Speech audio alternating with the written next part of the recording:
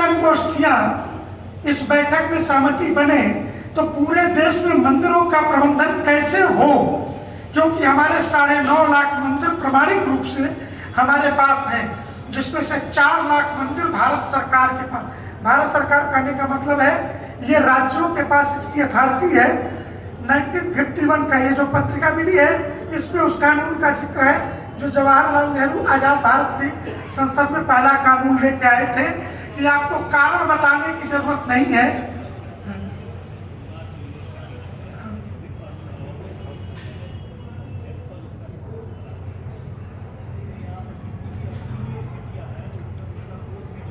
अभी हमने काशी के BHU के संस्कृत धर्म संघ सोमनाथ मंदिर के उसके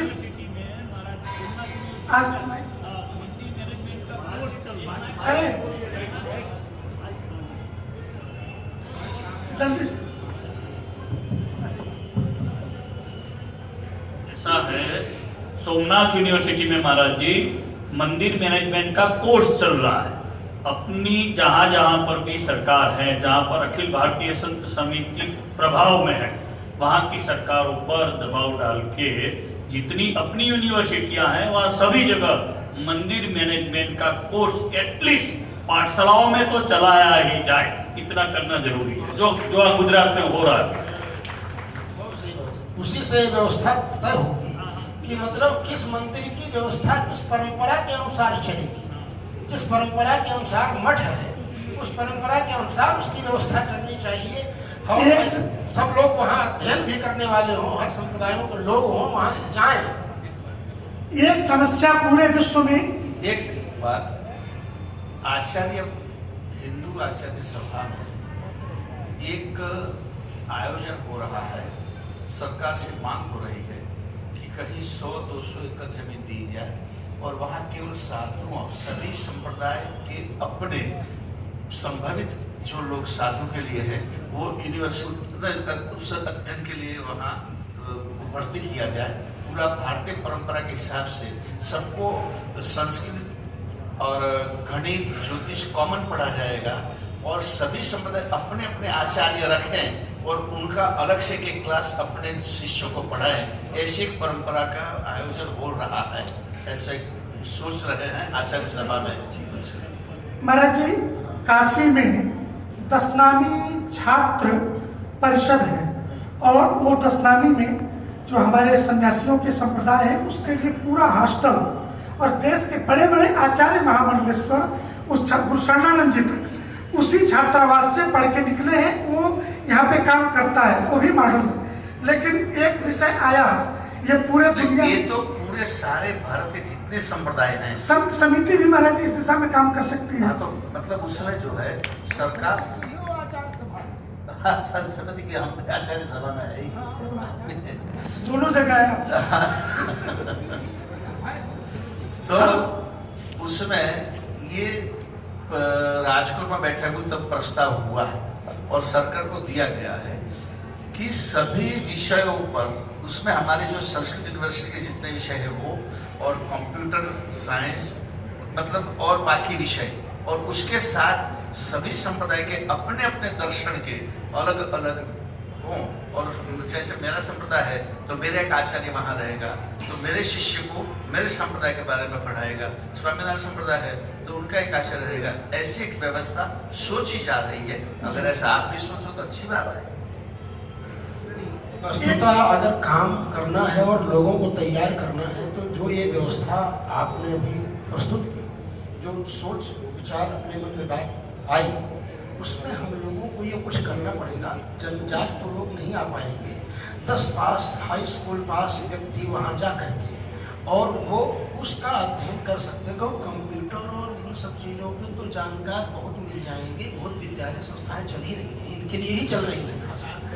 अपना हमारा विषय उसमें पुष्ट रूप से व्यक्ति को मालूम हो कि वो अपने पथ से, अपनी परंपरा से विचलित न होने पावे और एक कोड ऑफ कंडक्ट भी हम लोगों का तैयार हो, जिसके माध्यम से हम लोग ये लोगों को बता सकें कि हमारा यह स्वरूप है सन्यासी का, तो वह गेरुआ वस्त्र ही पहनेगा, नीले वस्त्र में संन्यास लेकर के, वो त्रिदंड लेकर के नहीं चलेगा।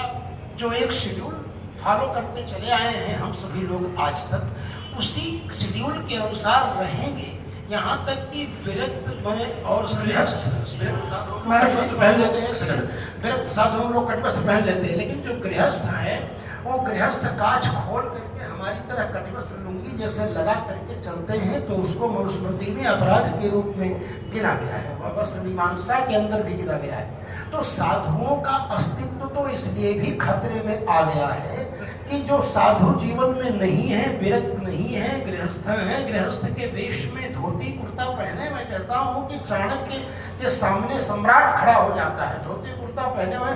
मैंने धोती और उत्तरीय में हमारे दक्षिण के आचार्य जो गृहस्थ है, हमारा ये होना आवश्यक है, विशेष करके संत समिति के संतों में तो इसकी एक क्वालिटी क्रिएट होनी चाहिए कि हमारा ये वेश होगा। सामने देखिए गुरु गोविंद सिंह जी महाराज जी की परंपरा से और निर्मल अखाड़ा के और सब लोग, सब संत लोग जो बैठे हैं, उन सब लोगों का अविचल दास जी पीताम्बर पहन करके क्यों नहीं आगे भाई, चाहे तो ये बैठ जाएंगे पीताम्बर पहन करके।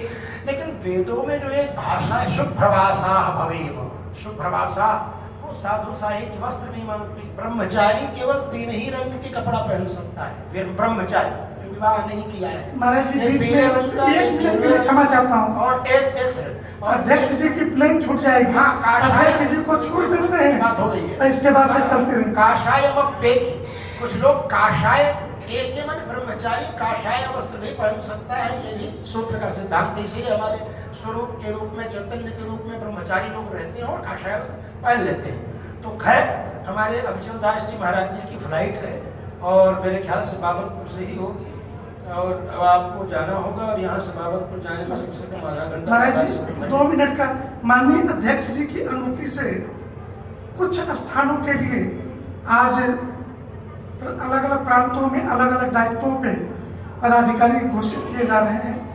बिहार में आज से अध्यक्ष का काम स्वामी आत्म प्रकाशानंद जी, खड़े हो जाए, सामने आ जाए तो सब लोग परिचित हो लेंगे। आत्म प्रकाशानंद जी मोतिहारी में उस आश्रम के महंत हैं कि जब राम विवाह की जनकपुर से बारात वापस लौटती है तो वहाँ बारात विश्राम करती है, तो इसलिए आपको कभी न कभी जाने का मौका मिलेगा उस आश्रम। पूर्वी उत्तर प्रदेश जो क्षेत्र है हमारा, उत्तर प्रदेश के 2 भाग, हाँ,